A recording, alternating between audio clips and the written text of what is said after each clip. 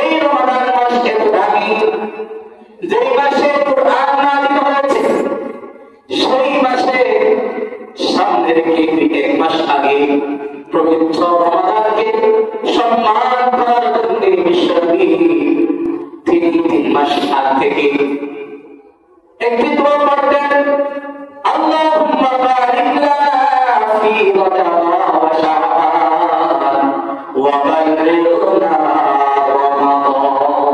সম্মানিত মুসল্লিয়ানে কেরাম, আজকে আমার জুমার আলোচনার বিষয় হচ্ছে এই যে সামনে 12 মাসের মধ্যে ইংরেজি নববর্ষে সামনে জানুয়ারি মাস, প্রায় মাদ্রাসা, স্কুল মাদ্রাসা ভর্তির কার্যক্রম এখন শুরু হয়ে গেছে। সেই হিসাবে আমাদের ছেলে সন্তানকে কোন পথে দিলে আমাদের ছেলে সন্তান ধার্মিক হবে, কোরআনমুখী হবে, নবীর প্রেমিক হবে, আল্লাহ তাআলার বরত্ব স্মরণ রাখতে পারবে, সেই হিসাবে আজকে বিষয় রাখা হয়েছে কোরআন শিক্ষার গুরুত্ব, কোরআন শিক্ষার ফজিলত, কোরআন শিক্ষা না করলে মানুষের কি পরিণতি হয় সে সম্পর্কে আজকে আলোচনা করার বিষয় রেখেছি। আল্লাহ সুবহানাহু ওয়া তাআলা যদি দয়া মায়া যদি করেন, আল্লাহ সুবহানাহু ওয়া তাআলা পবিত্র কালামুল্লাহ শরীফ থেকে যে আয়াত কারিমা তেলাওয়াত করেছি, বিশ্বনবী সরকারে দো আলম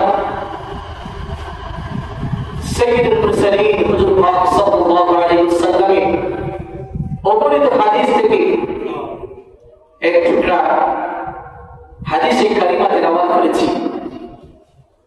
আল্লাহ সুবহানাহু ওয়া তাআলা যদি তৌফিক দেন, উক্ত আয়াতকে সামনে রেখে হাদিস শরীফকে সামনে রেখে সংক্ষিপ্ত আলোচনা করে আপনাদের কাছ থেকে বিদায় নেব। ওয়া তৌফিকি ইল্লা বিল্লাহ। আল্লাহ সুবহানাহু ওয়া তাআলা বলেন, মানুষকে সঠিক পথে দিক নির্দেশনা দেওয়ার জন্য বহু আম্বিয়া রাসূল প্রেরণ করেছি। আমার ভান্ডারের মধ্যে আমার পক্ষ থেকে অনেক নবী রাসূল প্রেরণ করেছি। আমার ভান্ডার যেন গুমরাহির পথ থেকে, অন্ধকার থেকে আলোর দিকে যেন ফিরে আসতে পারে। আল্লাহ সুবহানাহু ওয়া তাআলা বলেন, তার পবিত্র কোরআনে 2 নম্বর পারা 7 নম্বর পৃষ্ঠার শুরুতে তিনি বলেন, শাহরু রমাদানাল্লাযী উনজিলা ফীহিল কুরআন। আল্লাহ সুবহানাহু ওয়া তাআলা বলেন, এই পবিত্র কোরআন, এই পবিত্র কোরআন এমন একটি কোরআন, এমন একটি কিতাব, যে কিতাবকে আমি পবিত্র মাহে রমজানে নাযিল করেছি। এই পবিত্র মাহে রমজানে এই পবিত্র কোরআন নাযিল করার কারণে এই রমজান মাস, এই রমাদান মাস এত দামি, যে মাসে কুরআন নাযিল হয়েছে সেই মাসে সামনে রেখে এক মাস আগে পবিত্র রমাদানকে সম্মান করার জন্য বিশ্বনবী সরকার দো আলম তিন মাস আগ থেকে একটি দোয়া পড়তেন, আল্লাহুম্মা বারিক লানা ফি রজব ওয়া শাবান ওয়া বাল্লিগনা রমাদান। বিশ্বনবী সাল্লাল্লাহু আলাইহি ওয়াসাল্লাম নিজের উম্মতকে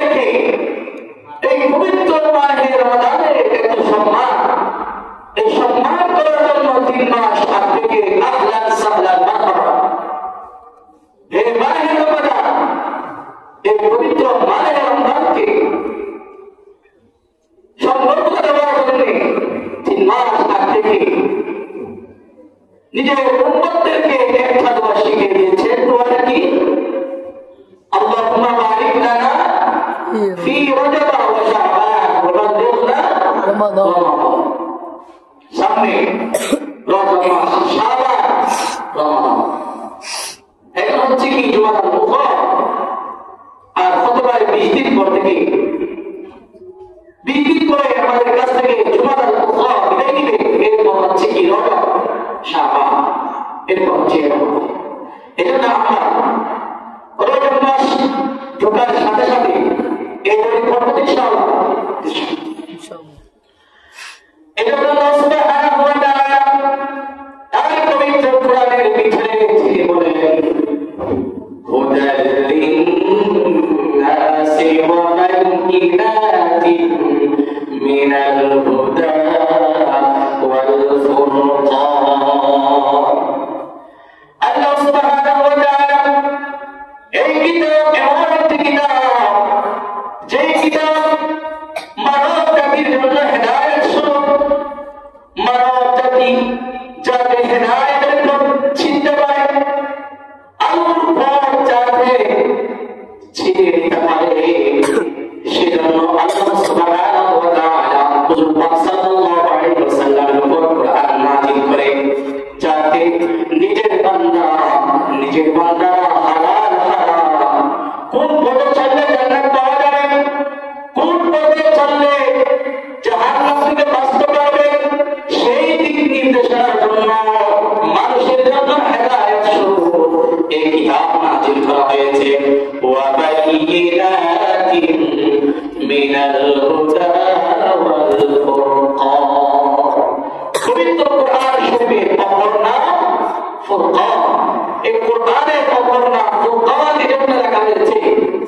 এই কোরআন এমন একটি কিতাব, যে কিতাব হালাল হারামকে পার্থক্য করে দেয়, জায়েজ নাজায়েজকে পার্থক্য করে দেয়, কোন পথে চললে জান্নাত পাওয়া যাবে, কোন পথে চললে জাহান্নাম থেকে মুক্তি হবে, সেই দিক নির্দেশনা পার্থক্য করে দেয়।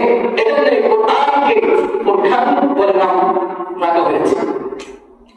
আল্লাহ সুবহানাহু ওয়া তাআলা বলেন তার পবিত্র কোরআনের প্রথম আয়াত, যা হযরত জিবরাইল আলাইহিস সালাতু ওয়াস সালাম গায়ে হেরার মধ্যে হুজুর পাক সাল্লাল্লাহু আলাইহি ওয়াসাল্লামের উপর সর্বপ্রথম আয়াত নাযিল করেছেন।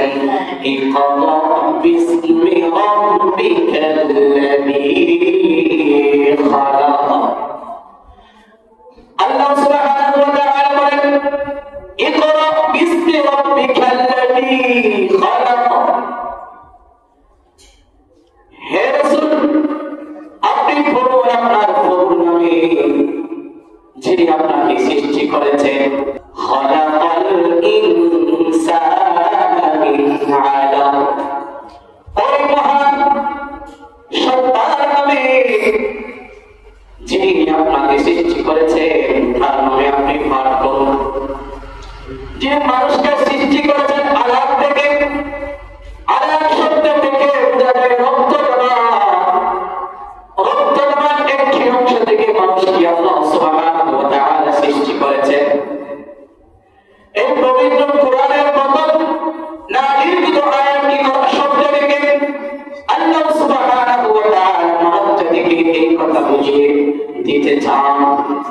ইকরা তুমি পড়ো। ইকরা শব্দ হচ্ছে পড়া থেকে, ইকরা শব্দ থেকে মানব জাতিকে এই নির্দেশনা দিচ্ছেন, তোমরা পড়ো, অবশ্যই জ্ঞান অর্জন করো। জ্ঞান অর্জন করলে কোনটা হারাম কোনটা হালাল সেটা চিনতে পারবে। এজন্য বিশ্বনবী হুজুর পাক সাল্লাল্লাহু আলাইহি ওয়াসাল্লামের হাদিস শরীফে তিনি বলেন খায়রুকুম মান তাআল্লামাল কুরআনা ওয়া আল্লামা। হুজুর পাক সাল্লাল্লাহু আলাইহি ওয়াসাল্লাম বলেন তোমাদের মধ্যে ওই ব্যক্তি সর্বোত্তম, যে ব্যক্তি কোরআন শরীফ শিক্ষা করে এবং শিক্ষা দেয়। যে ব্যক্তি কোরআন শরীফ শিক্ষা করে এবং শিক্ষা দেয়